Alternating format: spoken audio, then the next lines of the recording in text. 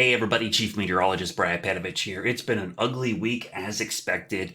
Days of rain. It hasn't rained the entire time. There's been breaks, but you've gotten the idea. Waves of rain, then a lull, then waves of rain. Yesterday and today, though, kind of more of a consistent mist or drizzle even when it wasn't raining. And I think we're going to see more of that today. Our low pressure system is still pretty much right over us.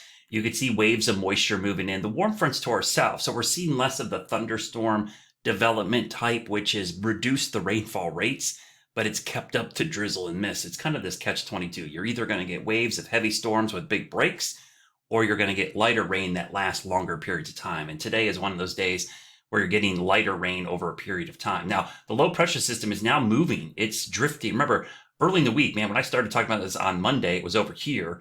It's kind of done one of these, and it's starting to shift off in this direction. So we've got another day and a half of this before it starts to see some improvement. Now, just a heads up for followers on the coast, anywhere along and near this warm front today, we could see some severe weather. I'm going to turn off the satellite imagery just for a second, and I'm going to turn on the severe weather outlook because you see that low risk.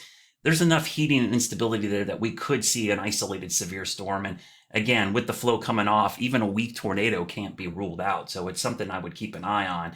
Tomorrow that risk looks much lower, but today, just a heads up, I definitely would be wary of seeing a possible spin-up tornado. Just to quickly show you the tornado probabilities, they're pretty low right now, but in that area, I would definitely watch that area in green as about a 2% chance of an isolated tornado. Kind of reminds me of a tropical setup. So let's focus in on this thing moving out and show you some futurecast.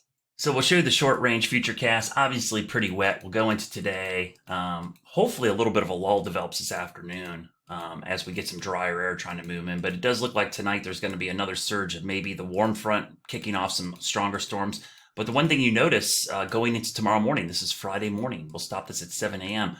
Looks like the low is pushed out. What's happening here is some drier air is pulling in on the back side. And while it doesn't shut off the rain completely, it makes the focus go over here and wrapping up in here and starts to give us more lighter showers in the western Carolinas. So as we go through tomorrow, we'll go into the afternoon tomorrow. Yeah, you see the pop-up storms in the heating of the day, but there's going to be a lot more breaks on Friday, which is good news for at least getting something done outside and not the constant downpours. We go into Friday night, and then we go into the start of the weekend. By Saturday, we'll see drier air moving. So let's go a little bit longer into the future. All right, so we'll get a little bit further into the future. This is Friday night. We go into Friday night. Yeah, still some scattered showers and storms around, but we start getting into the wee hours of Saturday morning. I'll stop this at 7 a.m. Saturday morning. Notice not much rain around. We'll go into Saturday afternoon. I'll stop this at 3 o'clock Saturday afternoon here, about 2 o'clock. Notice just isolated thunderstorms.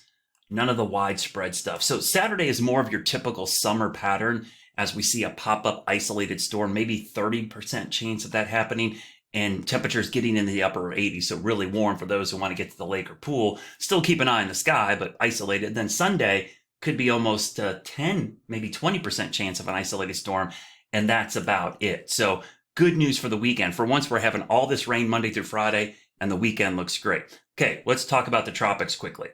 Real quick update on the tropics. Tropical Storm Bret, zero threat to the United States, the Carolinas. It never was a threat at all. I know there was some stuff floating on social media, which makes me laugh all the time. But as I tell you, these storms way out there, they're just something to watch. Don't freak out. We have a new Tropical Depression 4, which will likely become a tropical storm. And that one gets a little more worrisome because you look at the track and go, uh-oh, that one's coming this way. But this one is not much of a threat either, and I'm going to show you why. The same low pressure system that has plagued us for the last couple of days, right, has been a pain in our butt, is actually moving off the coast, as I just mentioned, remember? So that low pressure system moving off in this direction is actually going to help pick up this tropical system. It's going to create a weakness in the ridge and allow it to go up here. So you can see all the spaghetti plots, and there they all are. It all shows recurvature. That's a good sign. Now, if these spaghetti plots start aiming in this direction, then you watch it a little more carefully. But the fact that they're all going this way, that's a good sign of recurvature. And we know the upper air pattern with the low exiting the East Coast this weekend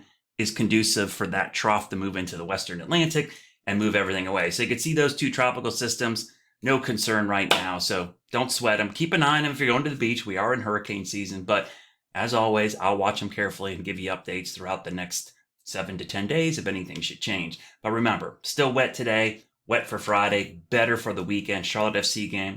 looking good right now, but of course I'll monitor and have complete updates starting today at 4, 5, 6, and 11 on WCNC Charlotte.